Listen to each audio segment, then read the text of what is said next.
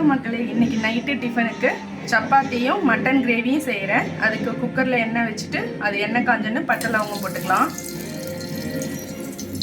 பொரிஞ்சோடனே அதில் பச்சை மிளகாய், வரமிளகாய், கருவேப்பிலை, வெங்காயம், சின்ன வெங்காயம் 1/4 கிலோ அளவுக்கு எடுத்து அரிஞ்சு அதை கண்ணாடி பதத்துக்கு வதக்கிக்கலாம்.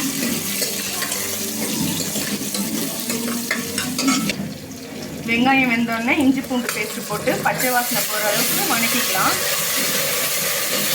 பச்சை வாசனை போனோடனே அரிஞ்சு வச்சு தக்காளி போட்டு நல்லா மசிச்சு வதக்கிக்கலாம். வெங்காயம் தக்காளிலாம் வணங்கின வட்டி அலசி வச்ச மட்டனை போட்டு நல்லா வதக்கிக்கலாம்.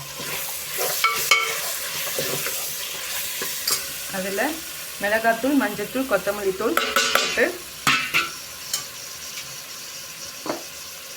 கறி தகுந்த மாதிரி உப்பு போட்டு நல்லா வதக்கிக்கலாம். மட்டன் மசாலாவை போட்டு நல்லா வதக்கிட்டு அதில் தேவையான அளவு தண்ணி ஊற்றிக்கலாம்.